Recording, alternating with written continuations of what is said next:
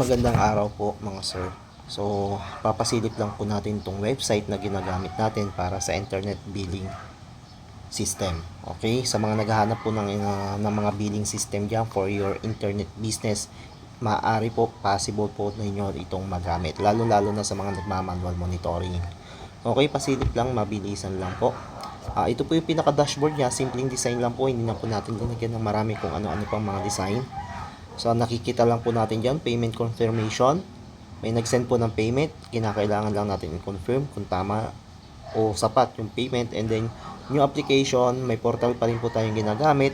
May website din po tayong ginagamit para sa mga application ng new client. And then, active client over secret. Ito po yung, by the way, yung server po na ginagamit natin dito is Microtech. So, connected po siya sa Microtech. So, meron po tayo 97 active account over 110 secret account sa Microtech. And then for this connection, as of today, wala po naman tayo for this connection na client. Okay? So sisilipin na pin natin. Ano yung mga tab na meron? Secret tab ni Microtech. Ito po yung galing po lahat nito. Ang laman po nito is galing po kay Microtech. Kaya kung mapapansin nyo, secret name, password, profile, service, interface, comment, active connection, idinagdag na lang po namin yung status at saka yung action. Yung action po, pwede nyo pong i-enable, disable si secret. Okay? And then, pwede nyo po siyang i-edit. Ayan po. So, pwede nyo pong i-edit. At pwede rin po kayong mag-add dito. Diretso rin po siya na isa-isa pumapasok doon sa ating Microtech. Okay?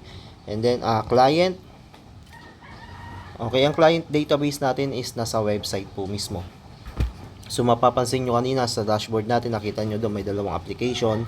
So ito po siya, yung application, mayroon pong dalawang nag-apply. Ayan, hindi pa po nakukonfirm o hindi pa po na-installan o hindi pa po na-approve. Okay? And then, nandiyan po yung mga clients. Test po tayo ng isa. Buksan natin yung isa.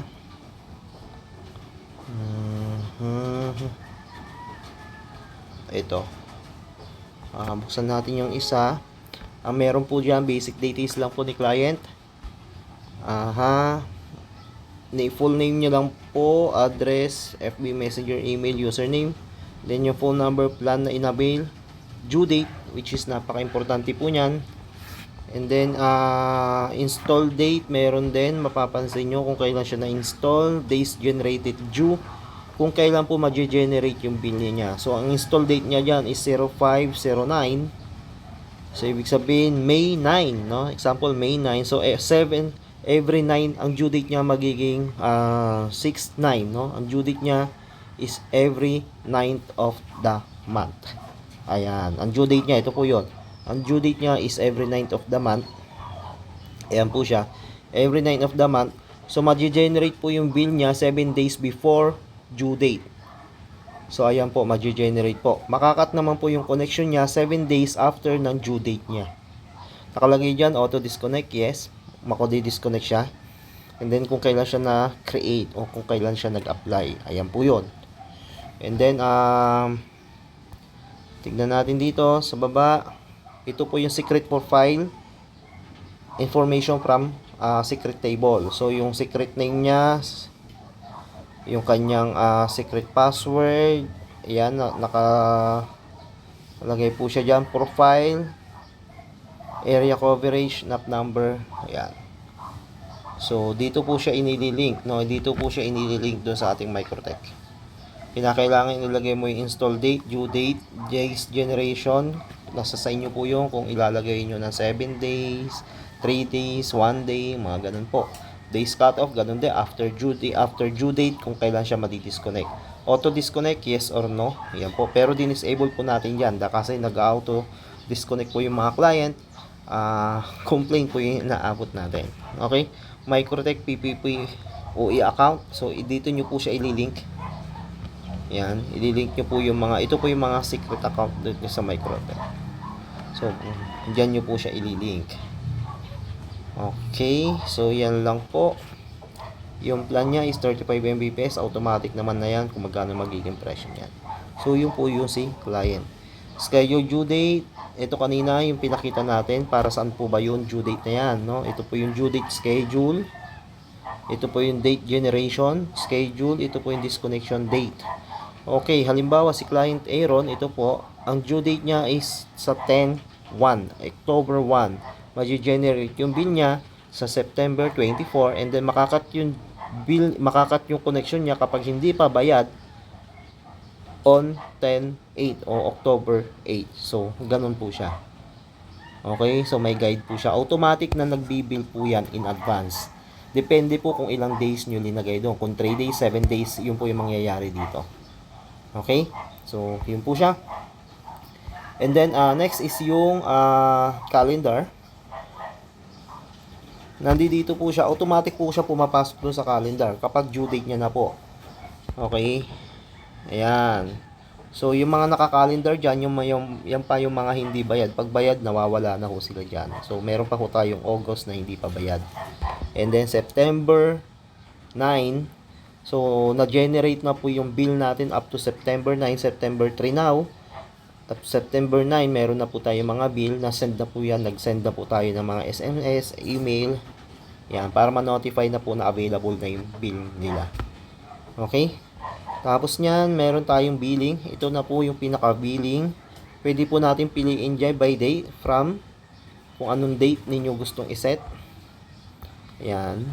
And then, status, all pending. Kapag pending, ito yung mga hindi pa bayad. Ayan, makikita nyo siya dyan.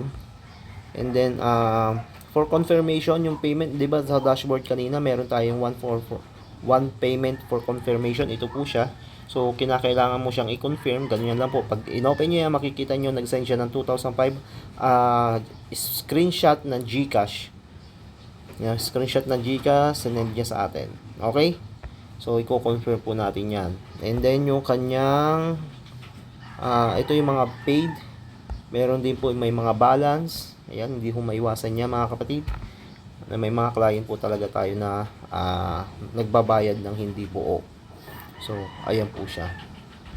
And then, pwede rin ho tayo mag-manual na add ng billing. So, select mo lang kung sino yung client doon. Pwede nyo siyang i-manual add. Pero, automatic po siya. Once na nandoon na ho siya sa schedule o once na na-approve na yung application niya doon sa client at nabigyan nyo na po siya ng account sa Microtech, automatic mag-generate po yung bill niya. Okay? So, ayan po yon. Okay, so pwede ditong bayaran, pwede mong i-edit yung bill. Kung humihingi ng discount, pwede mo siyang i-edit dito. And then date disconnect, linagay po natin dyan, pwede mong i-edit. Halimbawa, nag-balance lang siya ng, halimbawa, nakikiusap na kung pwede, sa ganitong araw na lang po siya madi-disconnect, dito nyo po siya i-edit. Okay, and then ito po yung, sinend niyang payment na kinakailangan mong i-approve. And then, ito po, pag nagkasalubungan lang po kayo, halimbawa yan, no? Okay, yan, pending. Nagkasalubungan kayo, nag-abot ng payment, so dito nyo po siya ilalagay, paid, and then kung magkano yung binayaran niya. So, ganun po yun. And then, dito po, magsesend kayo ng SMS, generate yung bill. Ayan, i-inform niya. At once na sinubmit yung SMS, magsesend siya ng SMS na na-generate yung bill niya. Pwede yung pending, ayan, hindi pa napakapagbayad. O pwede yung disconnect. I-inform mo siya na madi-disconnect na yung kanyang connection. Ayan, ganyan po yun.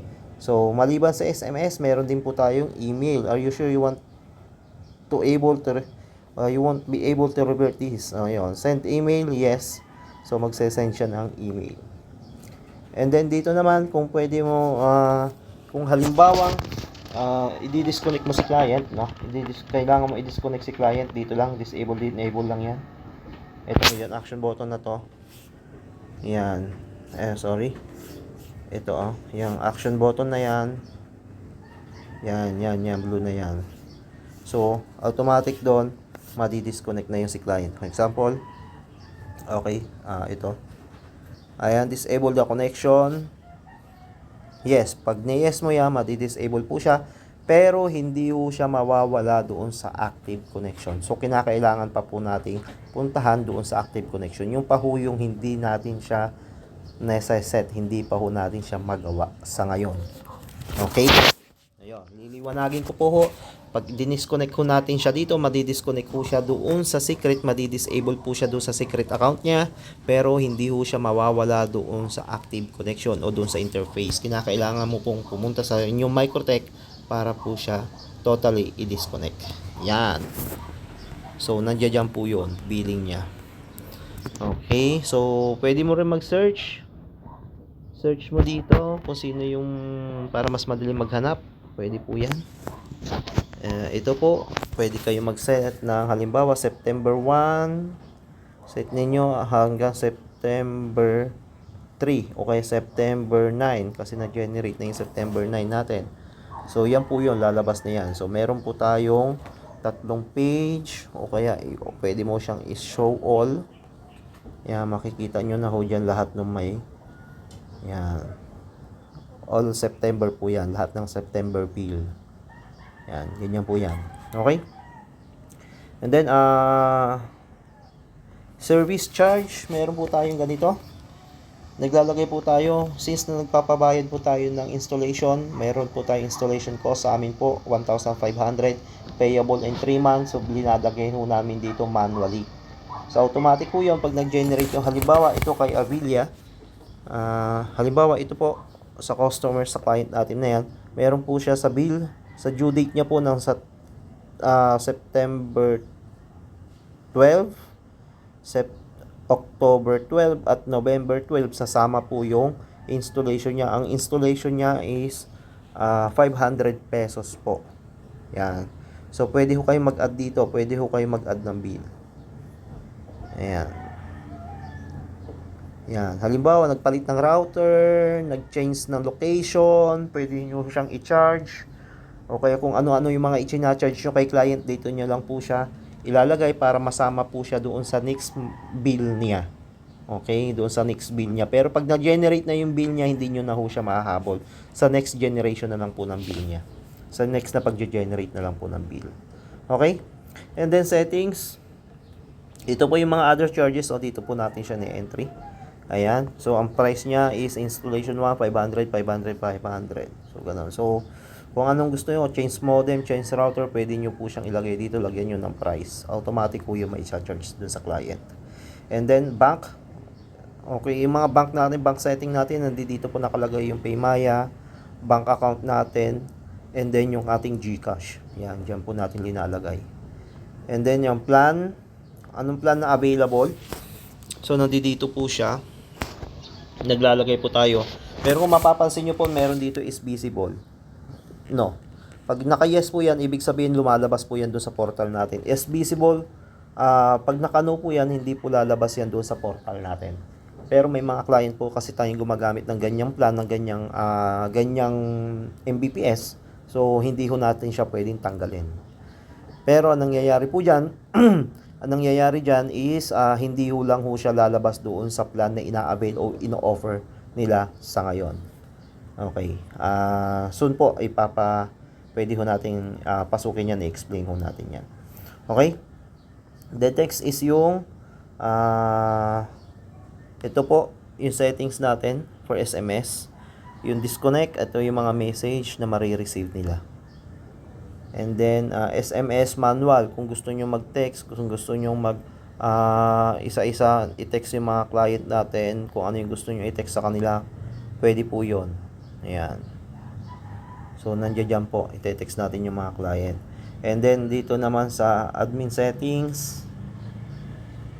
Ayan. Okay.